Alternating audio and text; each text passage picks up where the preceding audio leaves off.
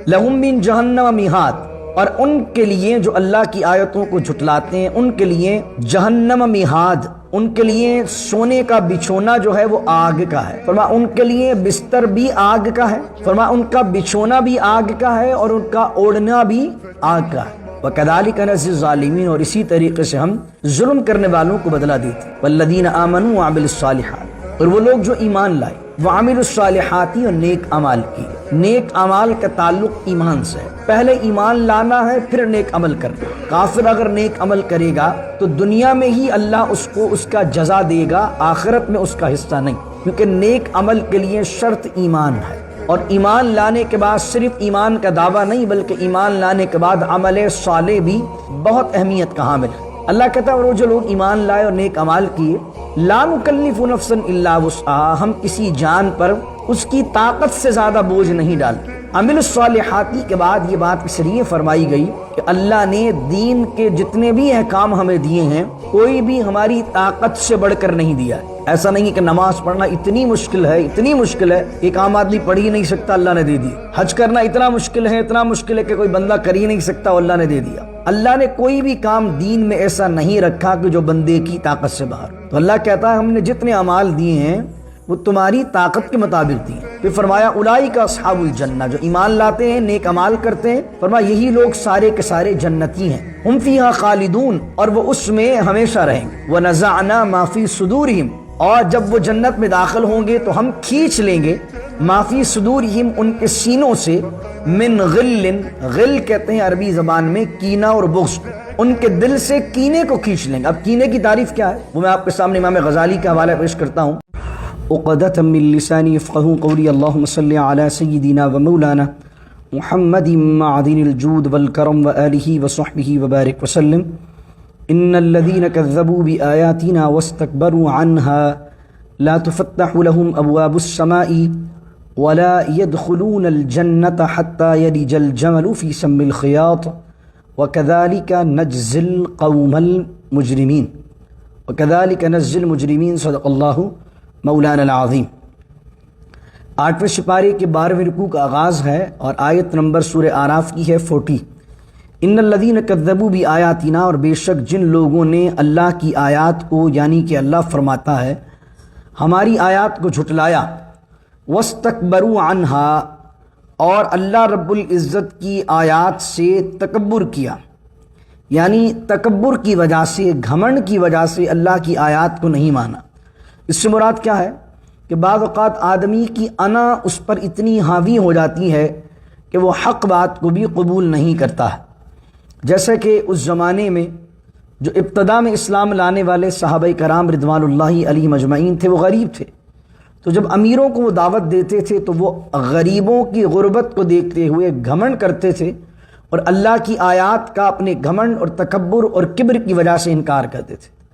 تو اللہ کہہ رہا ہے کہ جو اللہ کی آیات کو جھٹلاتے ہیں، واستکبروا عنہا، اور تکبر کرتے ہیں اللہ کی آیات سے، لا تفتح لهم ابواب السماء، نہیں کھولے جائیں گے ان کے لیے آسمان کے دروازے، یعنی ان کے اعمال جو ہیں، اب وہ جب نیک عمل کریں گے، کوئی بھی عمل کریں گے، آسمان تک اس کے آگے ان کا عمل نہیں جا سکتا ہے۔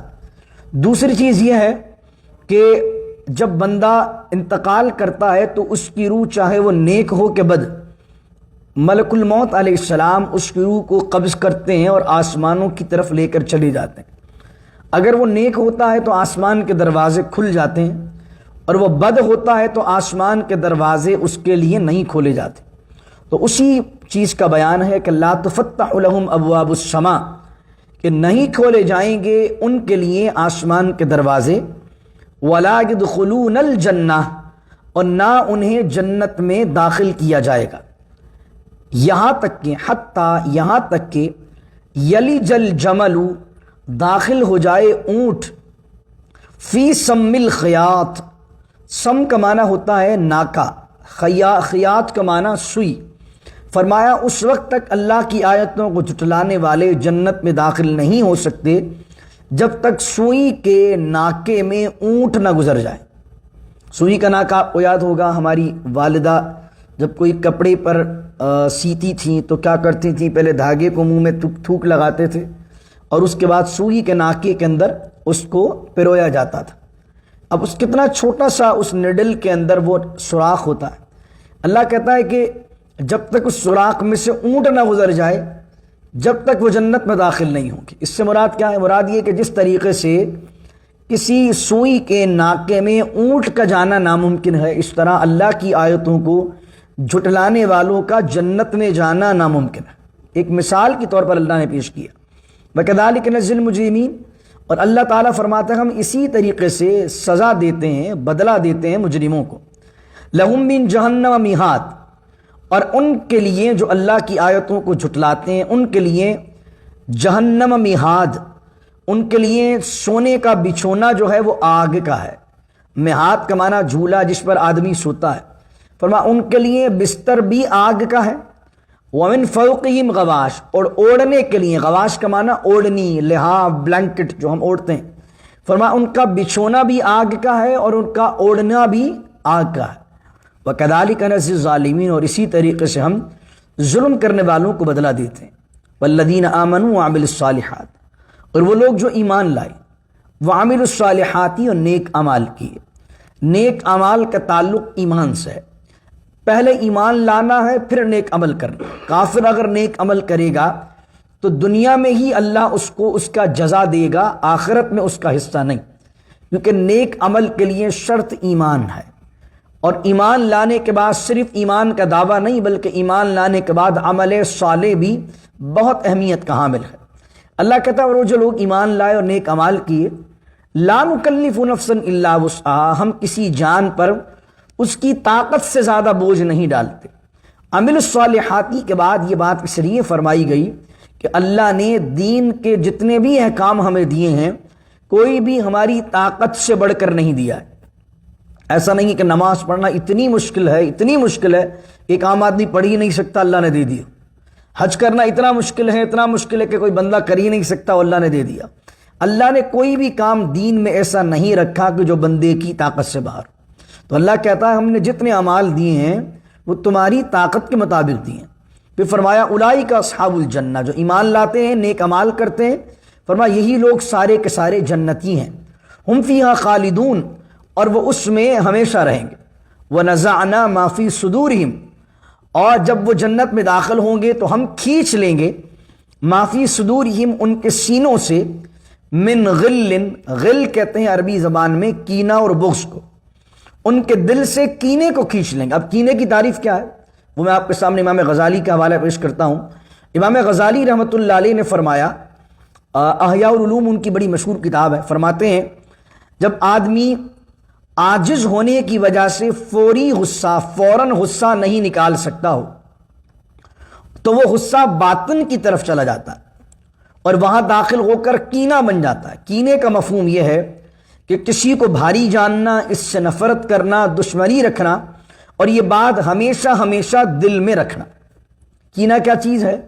ایک بندہ ہے جس کے پاس بہترین گاڑی ہے، بہترین جاب ہے، بہترین بزنس ہے، اب آپ کو اس کا کھانا پینا اچھا نہیں لگ رہا، کسی بندے کو اس کی دولت اچھی نہیں لگتی، اس کی آواز اللہ نے اس کو دی ہے تو اس کی آواز اچھی نہیں لگ رہی، اس کے پاس بہت نالج ہے تو آپ کو جیلسی ہو رہی ہے کہ اس کے پاس نالج کیوں ہے، لیکن آپ کے پاس اتنی طاقت نہیں ہے کہ آپ اس کی آواز لے لیں، آپ کا بس نہیں چلتا کہ آپ اس کی نالج لے جائیے، آپ کا بس نہیں چلتا کہ آپ اس کے بزنس کو تباہ کر دیں، لیکن آپ اپنے حسد اور جلن کی آڑ میں آگ میں خود بخود اندر جل رہے ہیں اور خواہ مخواہ اس سے حسد کر کے دل میں اس سے نفرت رکھ رہے ہیں۔ تو آدمی اپنی مجبوری کی وجہ سے جب کسی پر فوراً غصہ نہیں نکال سکتا تو وہ نفرت، جب غصہ نہیں نکلتا، کسی پر ایگریشن نہیں نکل سکتا تو وہ غصہ دل میں بیٹھ جاتا ہے، اور اسی غصے کا جو دل میں بیٹھ جاتا ہے اس کا نام ہے کینہ۔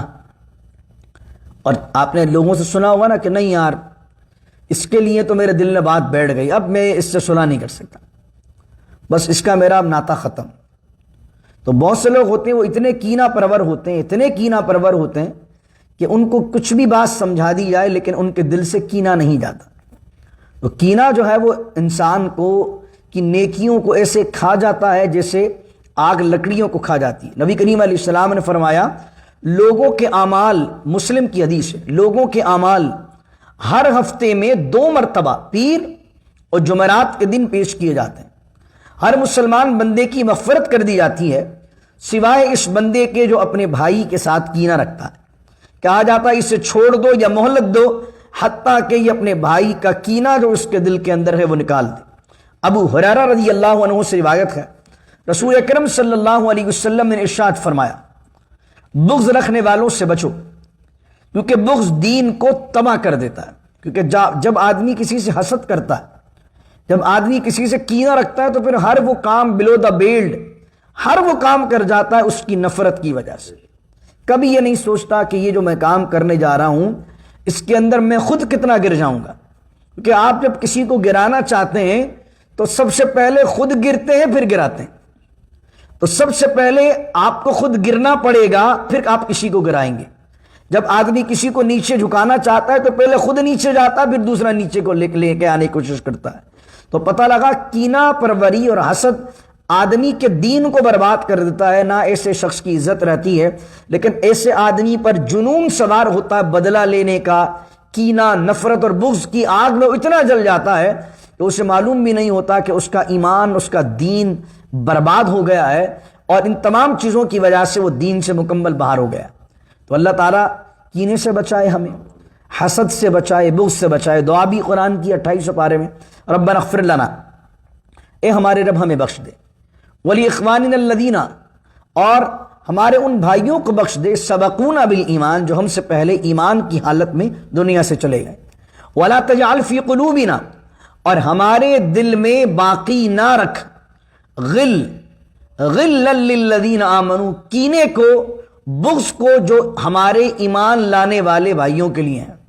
یعنی اگر ہمارے دلوں میں کینہ پروری ہے، اس حسد کو، اس بغض کو ہمارے دل سے نکال دے۔ تو اللہ قیامت کے دن جنتیوں کا ذکر کرتے ہوئے یہ کہتا ہے کہ جب جنت کے اندر جنتی جائیں گے تو دنیا میں آدمی کی ایک دوسرے سے لگی ہوئی ہوتی ہے، بھائی کی بھائی سے نہیں بن رہی ہے، کاروباری کمپٹیٹرز ہیں، لیکن اللہ کی رحمت سے ہو سکتا ہے دونوں بخشے جائیں۔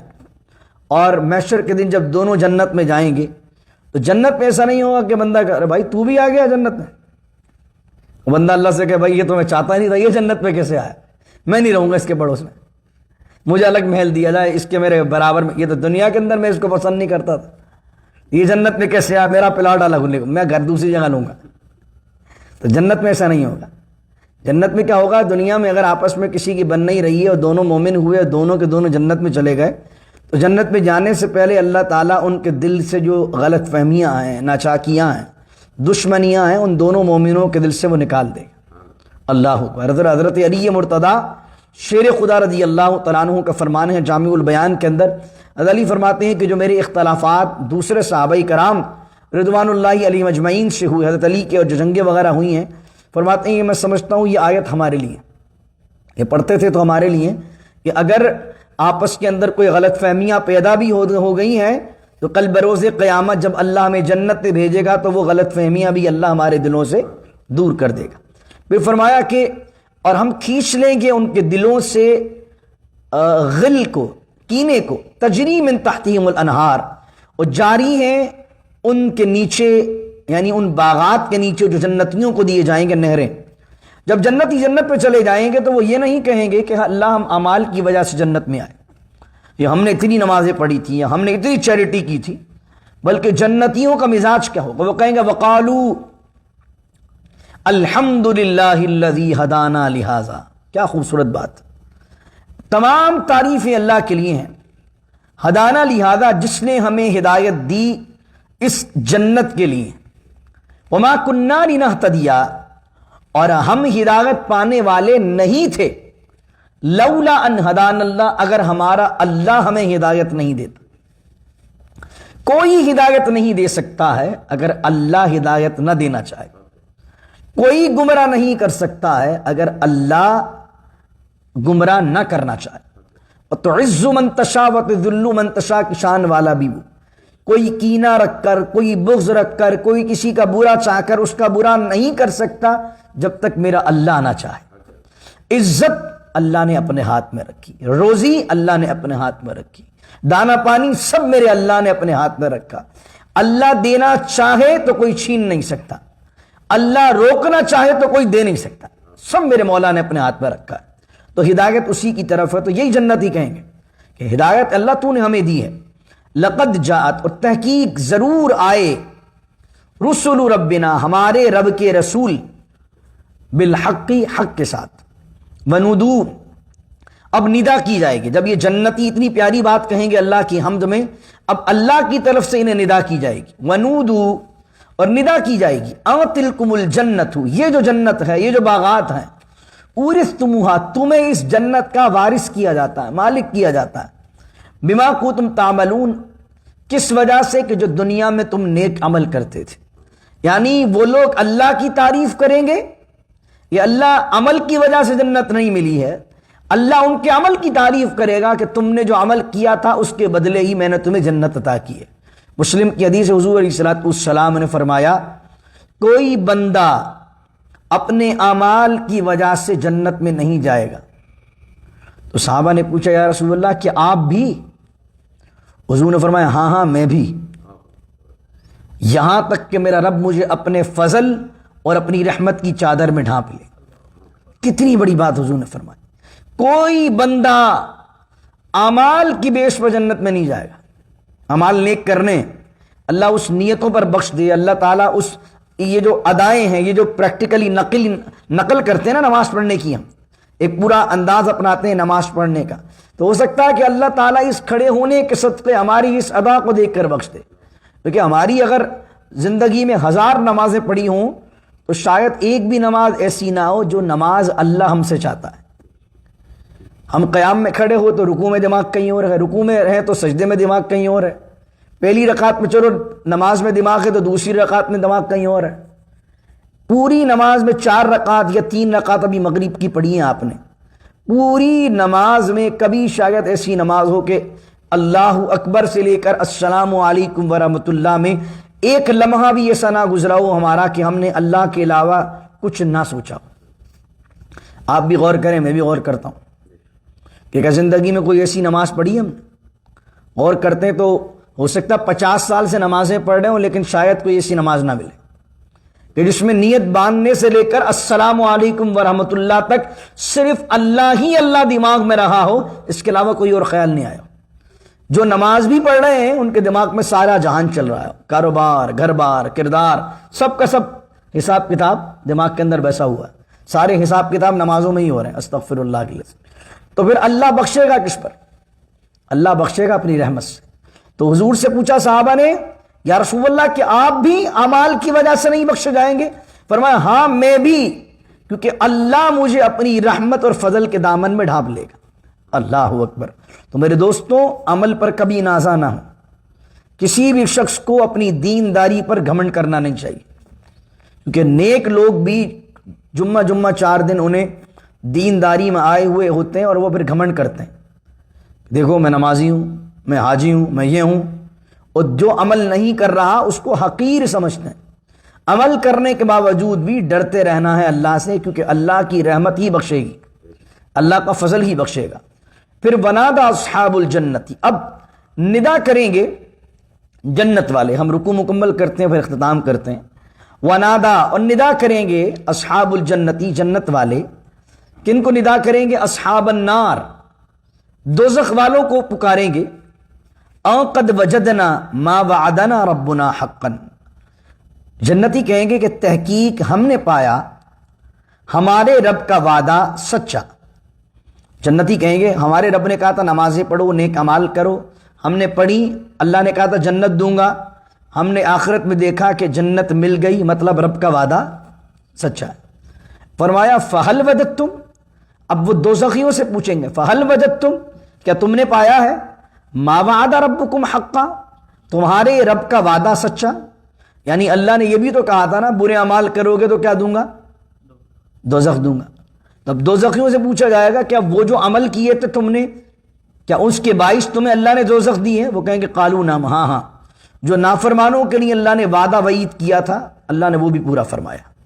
فأذن مؤذن، تو اب اعلان کرنے والا، فأذن مؤذن، مؤذن کا معنی ہوتا ہے اذان دینے والا، اعلان کرنے والا۔ فأذن، اعلان کرنے والا مؤذن اذان دے گا یعنی اعلان کرے گا، بینہم ان دونوں کی باتوں کو سننے کے بعد لعنت اللہ علی الظالمین، اللہ کی لعنت ہو ظالمین پر۔ اب یہ ظالمین کون سے؟ اب قرآن ان کی تفصیل دے رہا ہے، الذین یصدون عن سبیل اللہ، جن پر لعنت ہوگی وہ تھے جو دنیا میں نیک لوگوں کو، عوام کو اللہ کی راہ سے روکتے تھے۔ اگر کوئی بندہ مسجد میں دین کا کام کرنے سے، دین کا معاملات کرنے سے کسی کو روکتا ہے تو فرمایا الذین یصدون عن سبیل اللہ، یہ وہ لوگ ہیں کہ جو روکتے تھے اللہ کی راہ سے، وَيَبْغُونَهَا، اور وہ تلاش کرتے تھے عوجا، ٹیڑھا پن، وَهُمْ بِالْآخِرَةِ كَافِرُونَ، اور وہ لوگ تھے کہ جو آخرت کا انکار کرنے والے تھے۔ دو آیات اس پر یہ ثلاثہ مکمل ہوتا ہے۔ وَبَيْنَهُمَا حجاب، اور جنتی اور دوزخیوں کے درمیان کیا ہوگا؟ حجاب ہوگا، پردہ ہوگا۔ وَعَلَى الْأَعْرَافِ، اور وہ آراف پر ہوں گے۔ آراف کیا ہے؟ میں نے کل کے درس میں ذکر کیا تھا، اس سورت کا نام سورہ آراف ہے۔ یہ ان آیات کی وجہ سے اس کا نام سورہ آراف ہے۔ سورہ آراف 7ویں سورت قرآن کی، اس کو آراف کیوں کہتے ہیں؟ کیونکہ یہاں ان آیات میں آراف کا ذکر ہے۔ آراف کیا چیز ہے؟ آراف کے بارے میں مفسرین کے 10 اقوال ہیں۔ ان میں سے زیادہ تر مفسرین کا قول یہ ہے کہ آراف جنت اور دوزخ کے درمیان ایک بہت بلند مقام ہے، بہت بلندی پر ایک جنت کے اندر، جنت اور دوزخ کے درمیان بلندی پر ایک مقام ہے، اس پر جو ہے وہ اصحاب آراف ہوں گے۔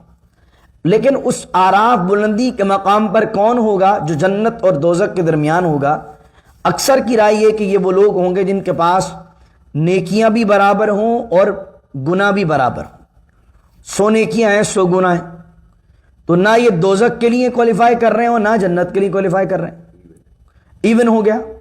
جب ایون ہو گیا تو اللہ تعالیٰ ان کو بیچ میں آراف ایک بلند جگہ پر بٹھا دے گا۔